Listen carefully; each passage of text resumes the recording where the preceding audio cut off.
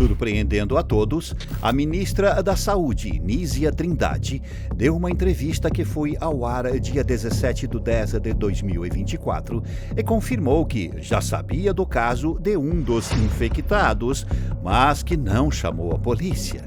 E que só fez isso quando novos casos foram constatados. Apenas quando se caracteriza suspeição de possível ação criminosa é que a polícia deve ser acionada. E a partir do momento que novos casos foram verificados e que indícios começam a ser levantados, é que eu procurei a Polícia Federal, que é o papel que cabe a uma instância federal. Esse ano, o número de transplantes aqui no Brasil deve atingir 7 mil. Ano passado foram feitas mais de 6.500 operações. Esses números colocam o nosso país como uma das nações que mais fazem transplantes, ficando atrás apenas dos Estados Unidos. Isso é motivo de orgulho para nós brasileiros. No entanto, um caso recente colocou em xeque não só o ato de salvar vidas, como a fiscalização e o cuidado que existe nesse processo, que é tão delicado, que se feito de forma errada pode, literalmente, tirar vidas ao invés de salvá-las. O caso chocante de 6 transplantados que foram contaminados com o vírus HIV, você conhece agora, aqui no Biografia do Crime. A descoberta. No dia 11 de outubro de 2024, uma notícia alarmante repercutiu por todo o Brasil. 6 pessoas que receberam doação de órgãos foram testadas positivas para HIV. O detalhe é que eles não tinham a doença antes dos transplantes. Tudo teve início no dia 10 de setembro de 2024, quando um paciente transplantado foi ao hospital com sintomas neurológicos que podem ser dor de cabeça, no pescoço ou nas costas, tontura, convulsão, sensação de desmaio, entre outros. Isso ocorre porque o sistema nervoso controla diversas funções orgânicas do corpo. Ao ser atendido, veio a surpresa chocante. O resultado para HIV deu positivo. Esse paciente tinha recebido um coração no fim de janeiro. Ele não tinha HIV antes do transplante ser feito. A partir disso, se instaurou um temor de que mais pessoas transplantadas pudessem estar contaminadas, já que a coleta tinha sido feita em 23 de janeiro de 2024 e, além do coração, foram doados os rins, o fígado e as córneas. Essa descoberta estarrecedora acendeu um alerta nas autoridades, que fizeram investigações centradas no processo de doação de órgãos e chegaram até o laboratório responsável, o PCS Lab Salem. Na época da doação e transplante, após suposta análise, o laboratório tinha declarado que todos os órgãos deram negativo para HIV, mas, como foi exposto, esse resultado estava incorreto. Contraprova e constatação. Sempre que um órgão é doado, uma amostra é guardada, e foi por meio dela que a Secretaria Estadual de Saúde do Rio de Janeiro fez uma contraprova e identificou o HIV que o laboratório tinha negado que existia. As autoridades rastrearam as demais pessoas que receberam os órgãos. 2 delas tinham recebido um rim cada e testaram positivo para HIV. Ambas não tinham a doença antes do transplante. Uma das pessoas recebeu o fígado e não resistiu, mas seu quadro era grave e sua partida foi devido a isso e não ao órgão contaminado. Outra pessoa, que recebeu a córnea, testou negativo para HIV, pois esse órgão não é tão vascularizado, ou seja, que não tem vasos por onde corre corrente sanguínea. No dia 13 de outubro de 2024, mais uma pessoa que recebeu um órgão doado teve sintomas neurológicos e também testou positivo para HIV. Analisando os dados, as autoridades chegaram a outro exame incorreto, o de uma doadora no dia 25 de maio de 2024. Os pacientes que agora têm HIV estão sendo atendidos pela Unidade de Saúde Estadual Hemorrio. Parte da nota publicada pelo Ministério da Saúde, Ministério Público do Rio de Janeiro, MPRJ, diz: O Ministério Público do Rio de Janeiro ressalta que está à disposição para ouvir as famílias afetadas, receber denúncias de quem se sentir lesado e prestar atendimento individualizado às partes envolvidas. Etapas de um transplante. Todos os órgãos doados passam por um procedimento chamado sorologia, que é um exame minucioso feito para detectar doenças como HIV, sífilis, dengue, herpes, raiva ou hepatites. Às vezes, também é feita a biópsia para analisar outras possíveis doenças, como o câncer. Após os exames serem feitos, são realizados os testes de compatibilidade entre doador e receptor, tudo para evitar ao máximo a rejeição do órgão. E também é feito um teste final de compatibilidade imunológica entre o doador e o receptor. É evidente que todo esse processo é muito importante e delicado. Estamos falando de vidas. Então, tudo isso precisa ser feito por laboratórios credenciados e autorizados pela Agência Nacional de Vigilância Sanitária, Anvisa, e Central de Transplantes de cada estado. No Rio de Janeiro, o laboratório responsável por isso era o PCS Lab Salem, que foi contratado pela Secretaria Estadual de Saúde do Rio de Janeiro em dezembro de 2023. O processo de licitação foi via pregão eletrônico no valor de 11 milhões. Essa unidade privada ficava localizada em Nova Iguaçu, na Baixada Fluminense. Com o escândalo, a Anvisa identificou que a PCS Lab Salem não tinha kits para realizar os exames necessários para todo o procedimento e nem documentos que comprovavam a compra desses itens essenciais. Dessa forma, foi levantada a suspeita de que os testes não foram feitos ou que foram forjados. E se você está gostando do vídeo, te convido a deixar um valeu demais no canal. Isso nos ajuda a continuar trazendo conteúdo de qualidade para você. HIV é AIDS. Existe uma diferença entre HIV e AIDS. O HIV é a sigla para vírus da imunodeficiência humana, que ataca diretamente o sistema imunológico, o responsável por defender o corpo de doenças. O corpo não consegue se livrar do HIV, sendo assim, todos que o contraem precisam viver com ele para sempre. O tratamento para o HIV é necessário para que o paciente não chegue a ter AIDS, que é um avanço do HIV.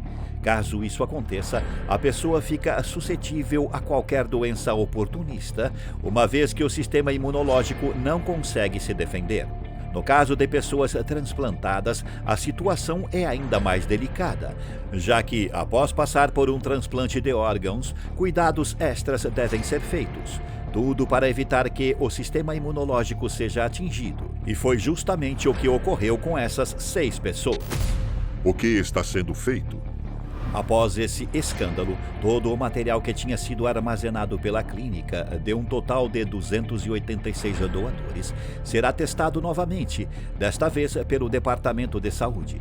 Os responsáveis por cuidar das doações no Rio de Janeiro agora serão os profissionais do Centro Hemorrio. Desde o dia 13 de setembro de 2024, toda a doação é passada direto para o Hemorrio.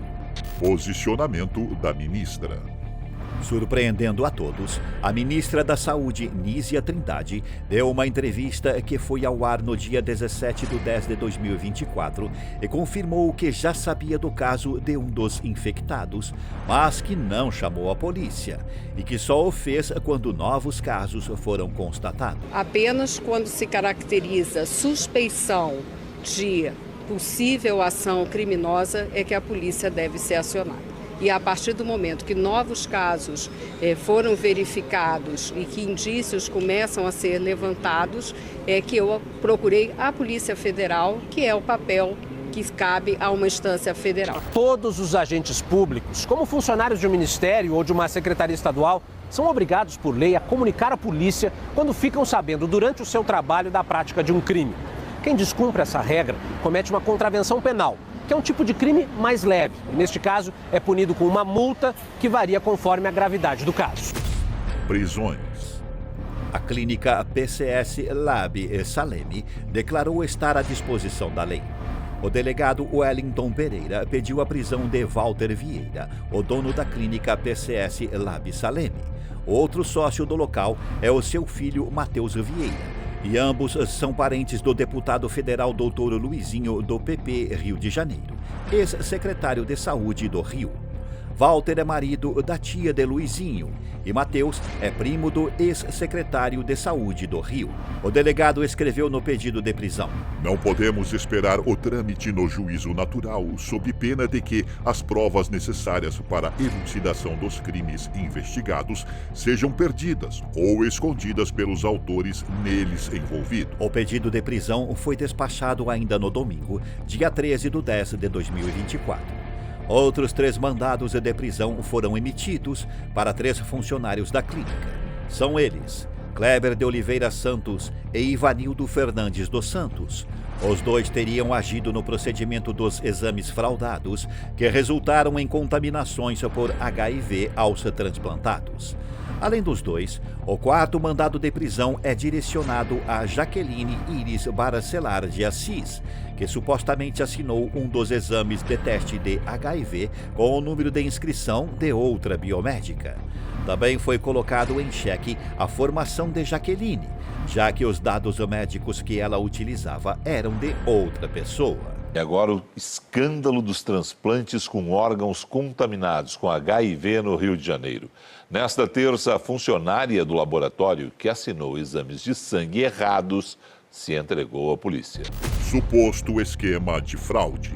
Após essa terrível descoberta, as coisas pioraram. A polícia desconfia de que talvez esses 6 pacientes contaminados por HIV não sejam exceções, e sim parte de um esquema criminoso maior, destinado a forjar laudos dentro do laboratório.